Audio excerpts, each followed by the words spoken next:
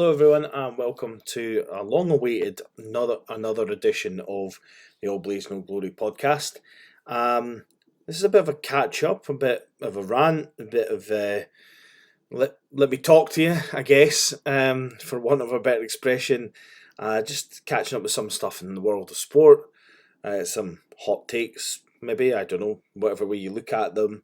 And yeah, just a bit of a kind of catching up and stuff. There will be swearing in this episode probably because some of these topics really have upset me. Let's start with something light. Let's talk about the Scotland Rugby Summer Tour, and talk about the point of it all, and whether or not you thought there was a point to it all, whether there was a point to it all, and some of the players that maybe come out ahead after that tour. In terms of Scotland selection. So obviously Scotland played these four games and two in North America against Canada and USA before switching up to South America and playing, I think it's Jamie Lyle goes Chile, which is really cool that he does the pronunciation, but he doesn't say Italia for Italy, so maybe something to work on, Jamie, and Uruguay. Now, the games themselves, I actually found that the games themselves were better to watch when the kids were playing for Scotland, and the two games where we had more experienced players, I felt were pretty rubbish, and especially the Uruguay game, which was just not easy on the eye from a Scotland perspective. Obviously, mad respect for Uruguay in stepping up after getting categorically hammered by Argentina the week before, and it shows that they are improving as a nation. And I saw them in France when I was over in Nice. I saw them play Italy. Was rooting for them not because I'm in any way anti-Italian, but just because I like to root for the underdog. I guess that's a Scottish thing because we are kind of normally the underdogs.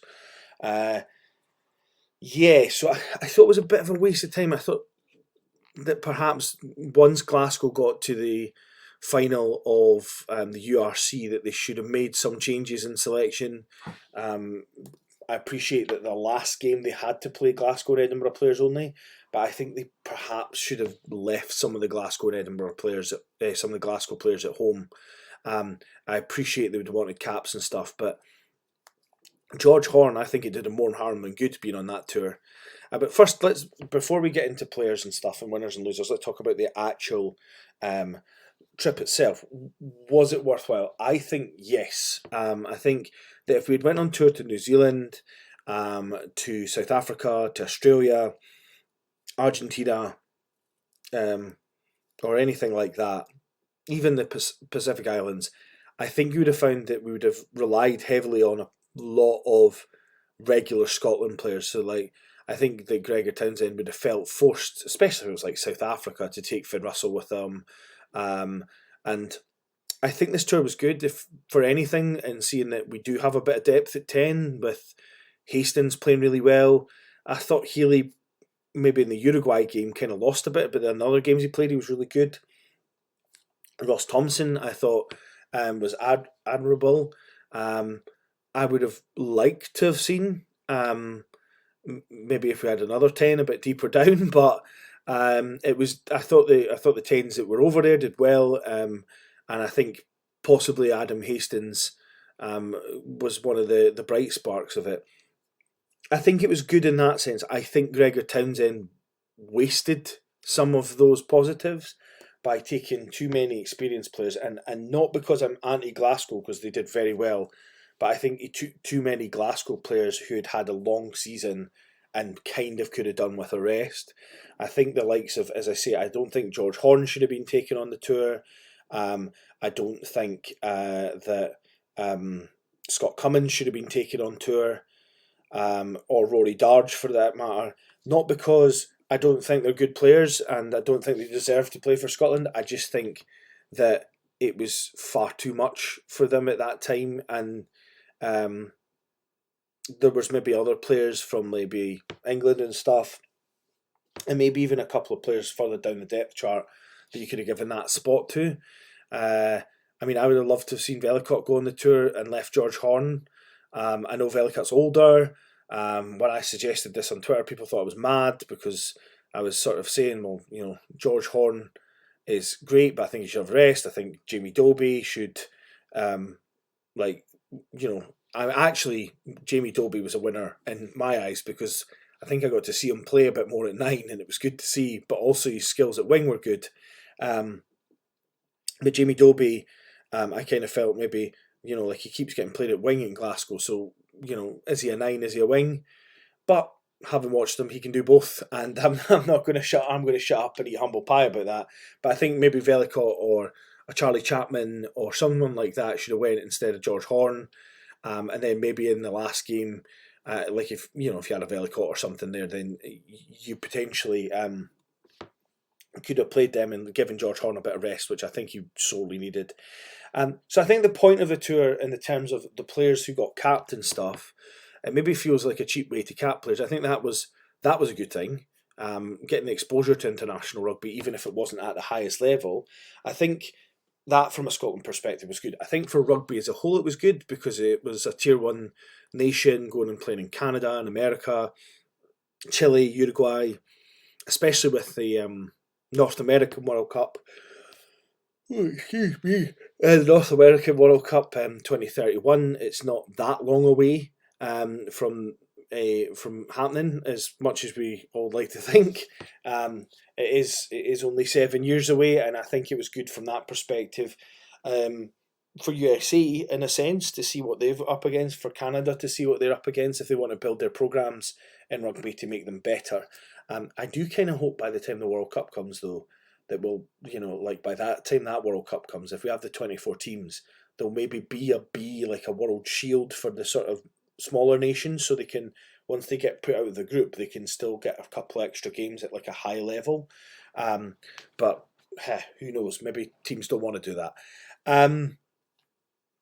So yeah, I think it was positive from those sort of things. I think it was negative because of the team selection and the fact that there was perhaps too many experienced players on tour.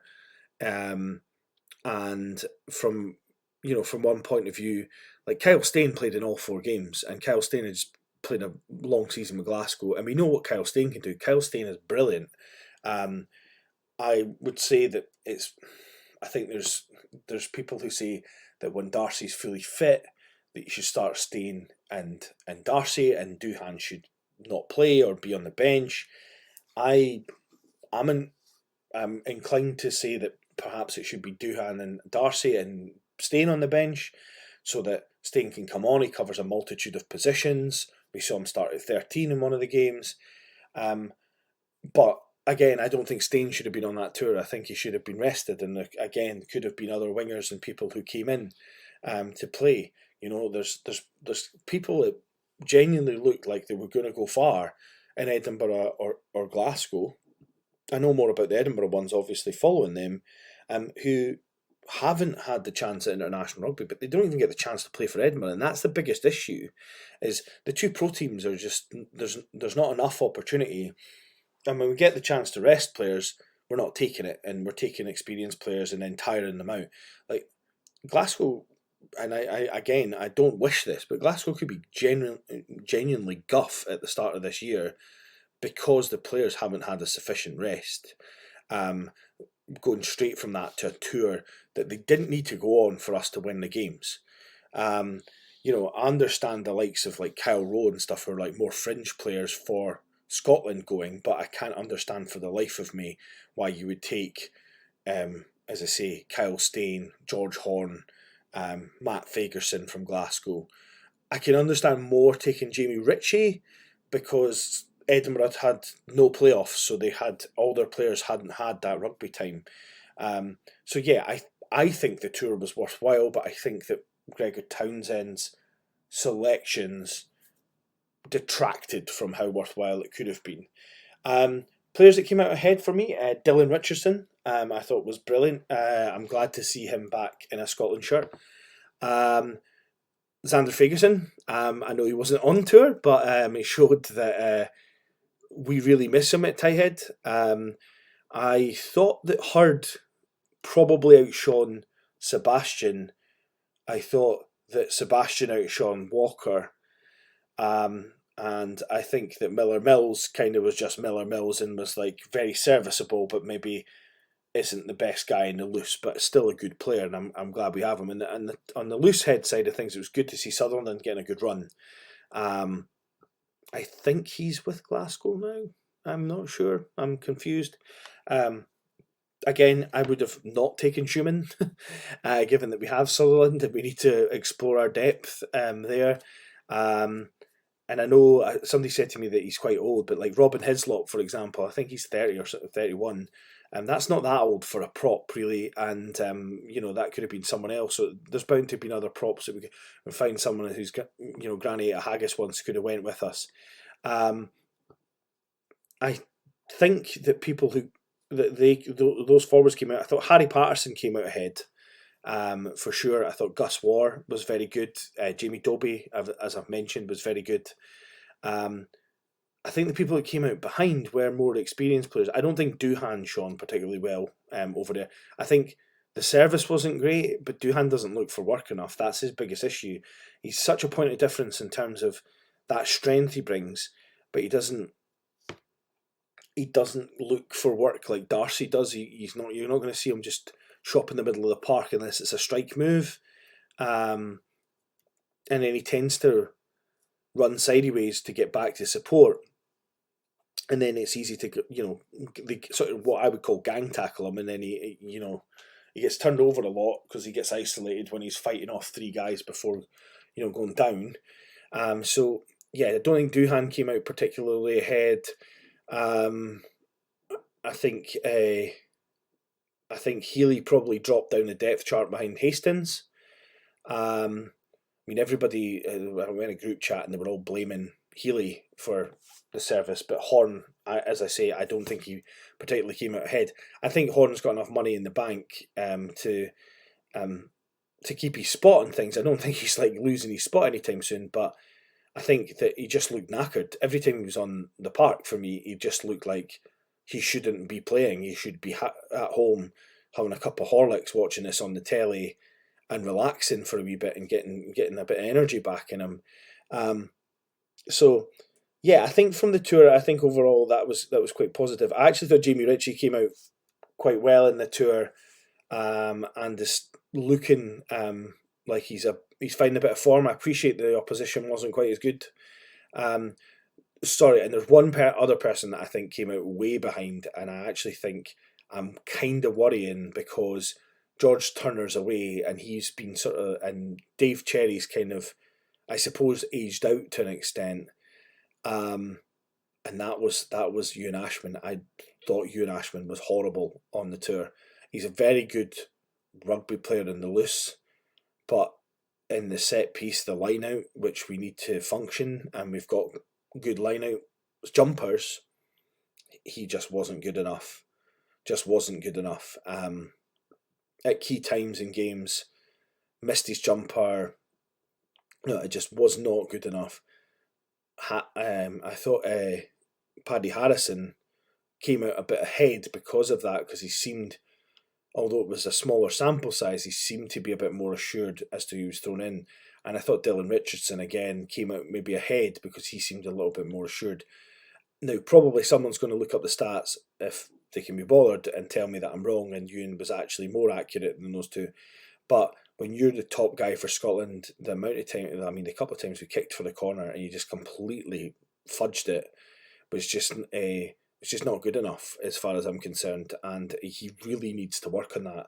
I actually think he's someone that needs to stand on the try line and throw balls at the posts for hours on end before he actually gets to train with everyone else. If he's going to continue to play hooker, it wasn't good enough for me. So yeah, Ewan Ashman was my, I suppose, dud of the tour, and I hate to say that because I really like Ewan Ashman as a player in the loose, but as the position he's in, we can't afford Ewan Ashman to be making throws as poor as that. So that was the Scotland tour. Let's talk about something else Scotland related before I get into the sort of more critical stuff that has wound me up recently. the new Scotland jerseys. Now, first and foremost, I'm going to talk about the first thing of about the jerseys. The jerseys are okay apart from the very garish sponsorship. I think most people would agree with that. That they're just okay. They're not the best. They're not the worst. Um, they're just okay. I think the worst. Well, maybe they are the worst, but they're pretty. They're pretty inoffensive in the sense if they didn't have that humongous Arnold Clark logo on them, which uh, detracts from it, it might not be so bad. The cotton ones don't have any sponsor on them, as far as I can see, which is odd because normally the cotton ones I've got, of like, if I got the cotton, I think one it'll say BT Sport under it, or it wasn't. Yeah, it was BT Sport. Peter Vardy, a small Peter Vardy under it, but these ones don't have that, and I'm these ones are just massive Arnold Clark ones. So yeah, and I think somebody on the group chat I'm in, Michael, said that it looks a bit the change one looks a bit like a cocktail, which I can kind of see. Um, I quite like the the light blue one in cotton. I don't think I would buy either of them. I also prefer cotton because I'm a fat man, and for the fat man, cotton it's much more comfortable, and there's less chafing, and it's not as hot, and doesn't hold the sweat so much. It's easier to clean. So I do prefer the cotton jersey. Um, anyway, and I normally would buy the cotton jersey, which brings me to my biggest issue with the SRU and the new jerseys is the jersey exchange, where Arnold Clark are doing something so wonderful that if you bring back one of your old Scotland jerseys, which obviously have Peter Vardy on it, they'll take it off you and they'll give you another one for free. Yay! What are they doing with the one we give them back? Are they sending it to Africa for children that maybe don't have clothes? Are they burning it? Are they recycling it? No one knows. I'd like to know that information because right now all it sounds like is one competitor taking over sponsorship and then just trying to do one over on the other competitor. And I don't like it, particularly when Arnold Clark and Peter Vardy's service is both equally crap.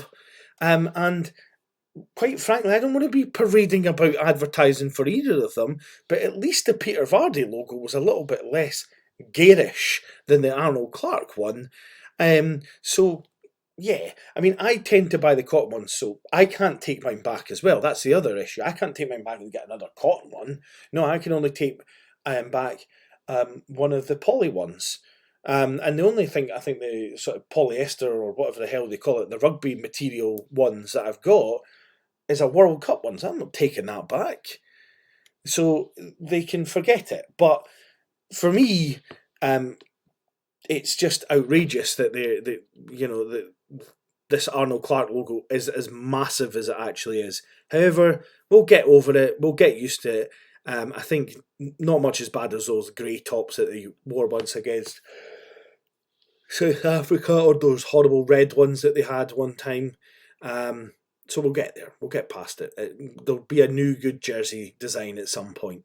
I really want to see them do the orange again from 1999, but well, that's a different story for a different day. I don't know if they can now with the new World Rugby great rules that you must have a light jersey, so presumably not. I do like the fact that our light white into light blue is going to clash with Italy.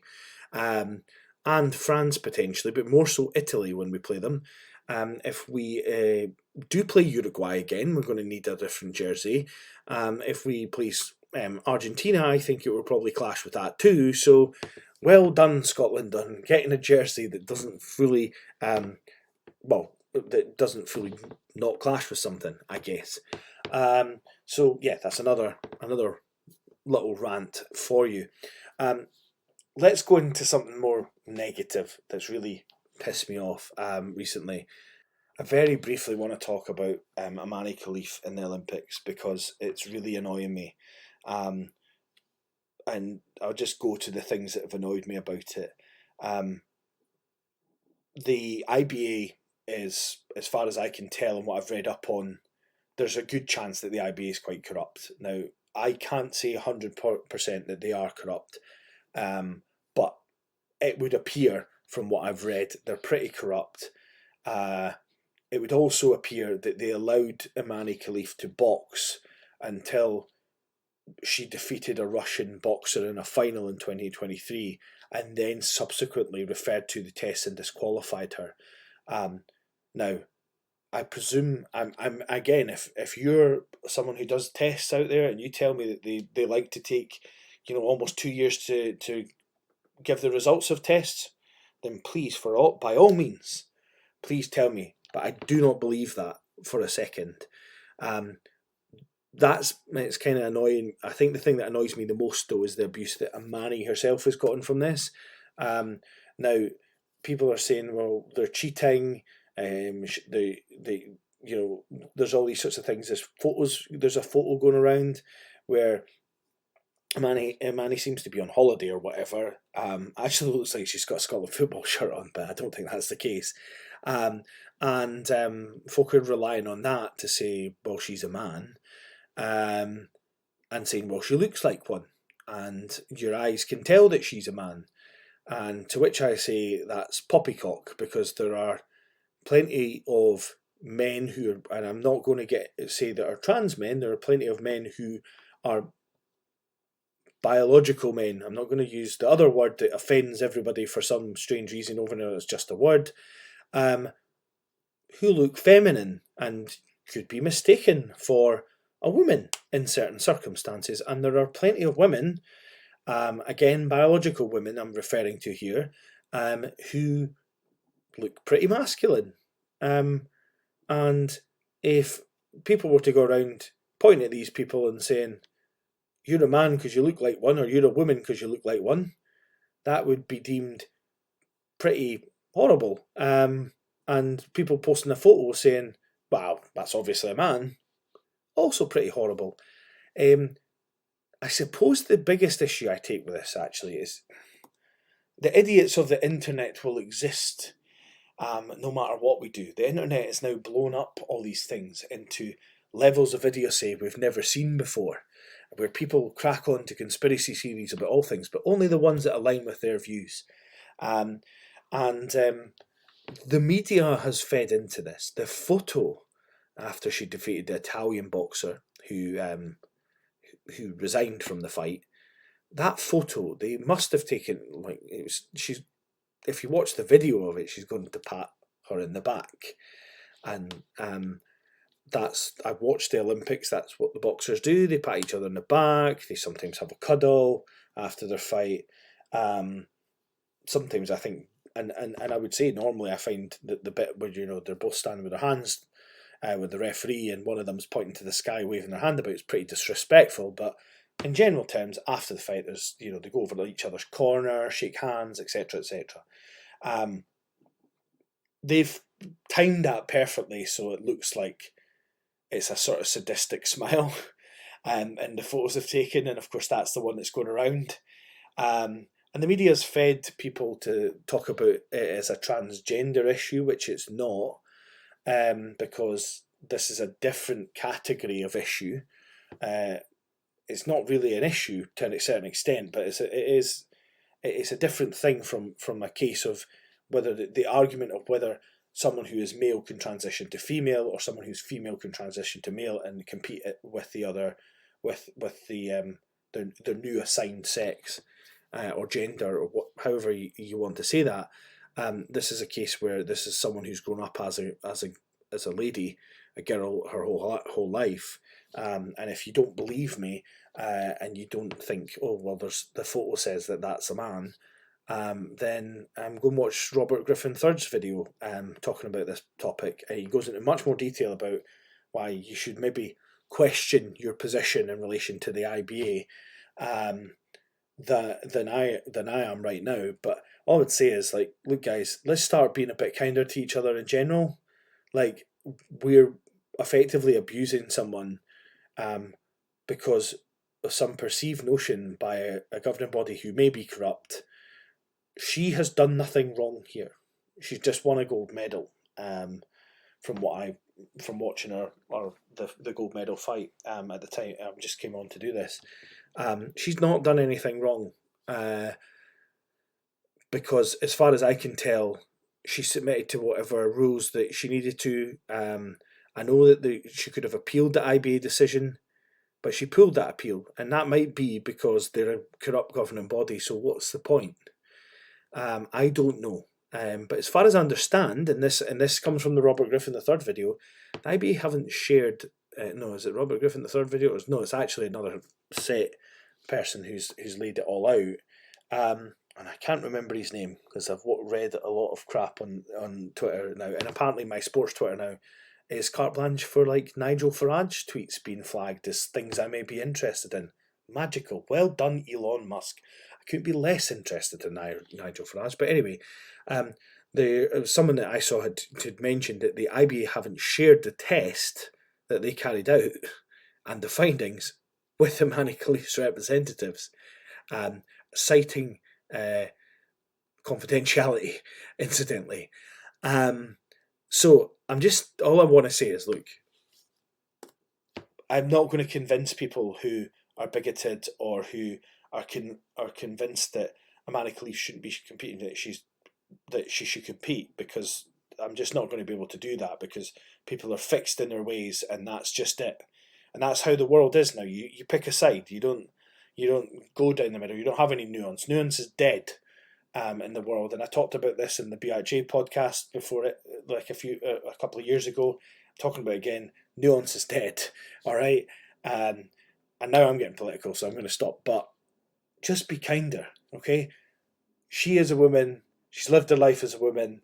Whether you accept she should be competing or not, I'm not going to get into it with you. But don't be a complete dick, all right? Like she is a woman, and especially if your reliance is, well, there's a picture that makes her look like a man. Well, I ask you this: has there ever been a picture of you that makes you look like something you're not? Because I guarantee you, if we go through some of your portfolio pictures, we'll find things that make you look like all sorts that you won't want to be. All right, so just be kinder to each other. So that's my rant bit done, and I've actually toned it down from the original rant where there was a lot of F-bombs and probably some stuff that didn't make any sense. So let's move on from that. Let's talk about some of the good things in the Olympics. The opening ceremony was not one of those. That was completely. It was so long. I think the closing ceremony is actually a benefits concert to the millions who died watching the opening ceremony in the rain, and to the people, maybe a benefits the people who spent their life savings to essentially watch a boat past them. That wasn't a good bit. I've quite liked the fact that a lot of the sports have been so tight this year. Like, there's not been a lot of running away. Like the men's 100 meters final. It's one of the best races I've ever watched. The cycling's been quite good when I've managed to see it, and especially the women's road race. Tactically, that was genius. The American girl, and her name escapes me as I'm recording, they fought back, her and the Belgian girl, whose name also escapes me. I'm doing really well with the cyclists' names. Fought back, and it was genius, because when they fought back to catch the leaders, the two of them, I think the leaders are all like, oh, right, okay, we've got about 3K to go. Let's ride it, and then we'll do a race for the line. The American was having none of it, and just took a minute as they slowed down and beasted it and won the race, and it was incredible. I really liked it. So yeah, I really enjoyed the road race this year, and I don't think I could watch the whole road race just because it's essentially like 4 hours of people cycling, which if you just went to Edinburgh City Centre, you could see it's the last sort of 5 to 10k of the road race is some of the most incredible sports you'll watch. I've enjoyed the 3v3 basketball. I've always enjoyed that. I watched the climbing today with what's it, the Terminator, Toby the Terminator winning gold for Britain. What an incredible sport, and what incredible athletes these guys are. I was saying to Lindsay, my wife, when I was watching it, I know I'd be lucky to touch the white stones at the bottom of the lead event, let alone the blue ones at the top. Um, Incredible stuff. So I've enjoyed the Olympics, but that thing has marred the Olympics for me, and um, it does seem to me as just an IBA's opportunity in terms of Imani. It's the IBA's opportunity to stick the boot into the Olympics because they've been cast aside by them. Uh, what's next? Let's talk about the Steel Queens. So the Caledonia Steel Queens are going to be back in action this season. There'll be more Rafters roundups, and yeah, I think it should be exciting. We've moved up a league. We've now got a B team. We've now got an under 16s in the leagues. We have Solway now as Scottish companions in the league that we got promoted to. They stayed up, and they've jigged the league, so there's now a north and a south in Division 1. So our B team essentially is like our old A team because they're in the same division. And they also added, now let me get this right, our under 16s to the North League. So there is actually going to be 7 teams. So we're going to have 12 games this year, the under 16s. Last year, I think the teams only had maybe 5, or maybe had 5 teams. So there was 8 games or something like that. But it's now went up to 12 games. We're going to be playing out of Borders Ice Rink for the B and the under 16s team.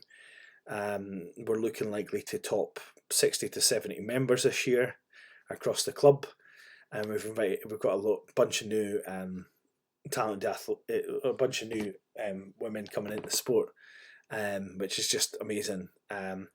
So like, give us a follow and stuff, because the Steel Queens are, it's like a bit of a movement. We're trying to get more people involved in ice hockey, obviously particularly females.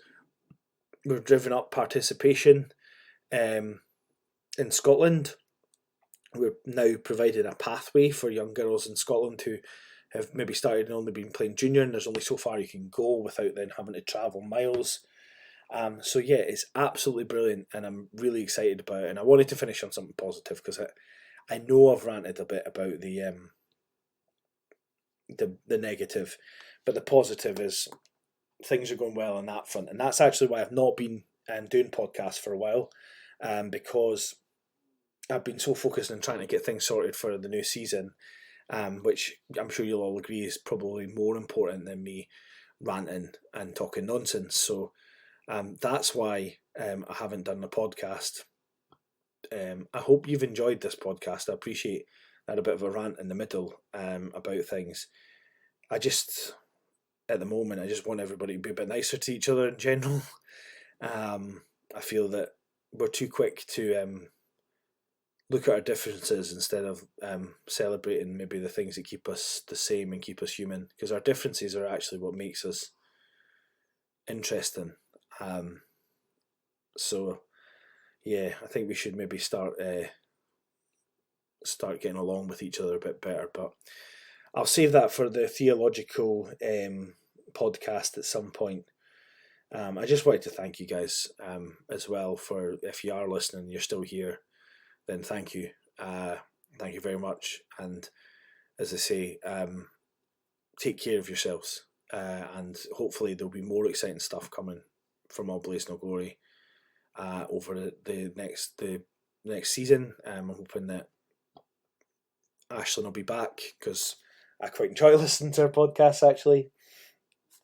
I'm hoping that I'll be a little bit more active in the podcast game. I'm hoping to get someone from Edinburgh Ogres on to talk about ball hockey, which is a different type of hockey. Obviously, you're probably like, well, grass hockey's got a ball, but no, it's different.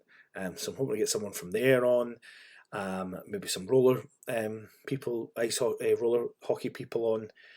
Maybe we can get some people. I'm desperate to speak to someone about tech ball to find out more about that sport because it's mental.